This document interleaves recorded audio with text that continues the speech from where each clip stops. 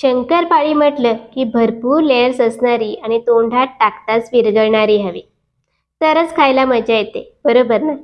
पण बऱ्याच जणांची तक्रार असते की आमची शंकरपाळी खूप तेलकट होते, तिला छान पदरच सुटत नाहीत किंवा तेलात तळत असताना ती सुटते किंवा विरघळते. तुम्हालाही या तक्रारी येतात का? तर मग हा व्हिडिओ तुमच्यासाठी आहे. याशिवाय जे नवशिके आहेत, नववधू आहेत, यावर्षी पहिल्यांदाच दिवाळीचा फराळ करताय, तर त्यांच्यासाठी इथं आपण पाव किलोच्या प्रमाणामध्ये शंकरपाळी बनवतोय. भरपूर टिप्स सोबत आजची रेसिपी शेअर केली आहे. त्यामुळे अगदी सुगृहिणी असाल, बऱ्याच वेळेला तुम्ही स्वयंपाक केलेला असेल किंवा नववधू असाल, नवशिके असाल, तर त्या प्रत्येकांच्यासाठी हा आजचा व्हिडिओ महत्त्वाचा ठरणार आहे. कारण या अशा खुसखुशीत भरपूर पदर सुटलेल्या शंकरपाळी आज कशा बनवायच्या ते मी तुम्हाला दाखवणार आहे. शंकरपाळी तुम्ही पाहू शकता, इतकी जाडसर मी लाटली आणि फुलून दुप्पट झालेली तुम्हाला दिसत असेल. आणि तुम्हाला माहिती आहे का, या शंकरपाळ्या बनवत असताना मी इथं खाण्याचा सोडा किंवा बेकिंग पावडर अजिबात वापरलेली नाहीये. शंकरपाळीचं पीठ एकदाच लाटून घेतलेलं आहे, त्याला घडी सुद्धा केलेली नाही. तरी सुद्धा भरपूर फुलली आहे आणि भरपूर पदर सुटलेले आहेत. शंकरपाळीची ही रेसिपी प्रत्येकाला अगदी सहजरित्या करता यावी, यासाठी इथं मी वजने आणि कपचे दोन्हीचे प्रमाण दिलेलं आहे, त्यामुळे चुकण्याचा प्रश्नच येत नाही. वेळ न घालवता पटकन आजच्या रेसिपीला सुरुवात करूया. आज आपण पाव किलोच्या शंकरपाळ्या बनवतोय, तर त्यासाठी इथं पाव किलो मी मैदा घेतलेला आहे. मैदा घेतल्यानंतर चांगला स्वच्छ निवडून घ्यायचा आहे, चाळून घ्यायचा आहे आणि मगच वापरायचा आहे. आता वजनी प्रमाणात हा 250 ग्रॅम म्हणजे पाव किलो मैदा घेतलाय. याचा आपण मेजरिंग कपने प्रमाण पाहूयात. तर हे पहा, मैदा कपमध्ये भरत असताना असा दाबून गच्च भरून घ्यायचा आहे आणि 1.5 कप हा मैदा आहे. याला एका बाउलमध्ये काढून घेऊ. आता हा मैदा थोडा वेळ बाजूला ठेवूयात आणि इथे मी एक भांडं घेतले. यामध्ये घेऊयात अर्धा कप साखर. वजनाने म्हणाल तर 100 ग्रॅम ही साखर आहे. यामध्ये घालायचं आहे साजूक तूप. तर तूप घेत असताना अर्धा कपला 2 चमचे इथं कमी हे साजूक तूप घेतलेलं आहे आणि वजनाने बरोबर 70 ग्रॅम हे तूप आहे. तुपाची कन्सिस्टन्सी पहा, खूप घट्ट नाहीये हे तूप, अगदी पातळ कन्सिस्टन्सीमध्ये मोजून घेतलेलं आहे. आता एका भांड्यामध्ये आपल्याला घ्यायचं आहे घेतलेलं संपूर्ण साजूक तूप. आता जेवढं आपण साजूक तूप मोजून घेतलं पातळ कन्सिस्टन्सीमध्ये, तेवढंच आपल्याला यामध्ये पाणी घालायचं आहे. मी नेहमी शंकरपाळीसाठी पाणीच वापरते, त्यामुळे पाणी इथं घेतलेलं आहे. तुम्हाला जर एवढ्याच प्रमाणामध्ये दूध वापरायचं असेल तर दूध वापरलं तरी चालेल. पण दूध घातलेल्या शंकरपाळ्या चवीला जरी चांगल्या लागत असल्या तरी त्या जास्त दिवस टिकत नाहीत, फार फार तर 8 ते 10 दिवसातच खराब होतात. त्यामुळे शक्यतो पाणी वापरायचं आहे. आता इथे मी गॅस सुरू केलाय. गॅस मध्यम किंवा मोठा कसाही ठेवला तरी चालेल. हे पाणी आपल्याला चांगलं गरम करून घ्यायचंय. खूप कडकडीत गरम करायची किंवा याला उकळी काढायची गरज नाहीये. ही साखर विरघळेपर्यंत फक्त याला मिसळून घेऊयात किंवा गरम करून घेऊ. यातली साखर विरघळली की लगेचच गॅस बंद करायचा आहे. आणि आता हे पाणी आपल्याला पूर्णपणे गार करून घ्यायचंय. लक्षात घ्या, पूर्णपणे गार करायचंय, कोमट किंवा सोमळ सुद्धा ठेवायचं नाही. आता हा जो मैदा आपण बाजूला ठेवला होता, यामध्ये हवं तर तुम्ही चिमूटभर मीठ टाकलेत ना तरी चालेल. कारण गोड पदार्थ जरी असला तरी त्यामध्ये थोडंसं मीठ टाकलं ना त्याचा गोडवा अजून वाढतो. तर माझ्याकडून कॅमेरा सेट करण्याच्या नादात मीठ टाकायचं राहून गेलं. तुम्ही मात्र आवर्जून चिमूटभर मीठ यामध्ये नक्की टाका. मीठ घातल्यानंतर याला व्यवस्थित मिसळून घ्यायचं आहे आणि जे साखरेचं तुपाचं आपण पाणी तयार करून घेतलेलं आहे, ते पूर्णपणे थंड झाल्यानंतर यामध्ये थोडं थोडं घालून हे पीठ आपल्याला मळून घ्यायचं आहे. हे तयार झालेलं साखरेचं पाणी सगळं आपल्याला लागणार आहे, पण तरीही एकदम न घालता अगदी थोडं थोडं यामध्ये घालायचं आहे आणि हे पीठ आपल्याला व्यवस्थित मळून घ्यायचं आहे. पीठ मळत असताना मात्र खूप दाबून आपण चपातीचं पीठ मळतो ना तसं नाही मळायचं.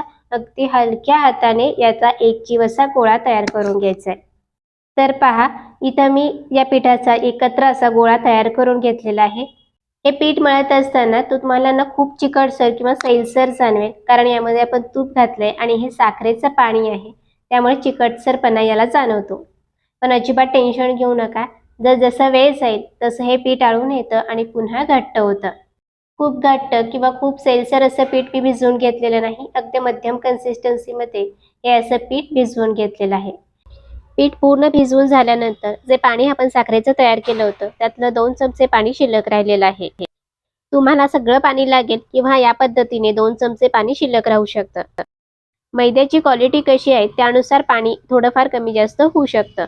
यावर प्लेट झाकूयात आणि 15 ते 20 मिनिटं याला झाकून ठेवू. 15 मिनिटानंतर पहा, पूर्वीपेक्षा पीठ खूप आळून आलेलं आहे, थोडंफार घट्ट झालेलं तुम्हाला दिसत असेल आणि याचा चिकटसरपणा सुद्धा थोडाफार कमी झाल्यासारखा जाणवतो. आता याचे 2 भाग करून याचे 2 गोळे आपल्याला तयार करून घ्यायचे. पीठ तुम्ही पाहू शकता, मी खूप दाबून मळून घेतलं नव्हतं, त्यामुळे याचे आत्ताच पदर असे सुटताना तुम्हाला दिसत असतील. त्यामुळे शंकरपाळीचं पीठ खूप दाबून मळायचं नाही. अगदी हलक्या हाताने मळून घ्या, म्हणजे शंकरपाळीला छान पदर सुटतात. तर इथं मी या पिठाचे 2 गोळे तयार करून घेतलेत.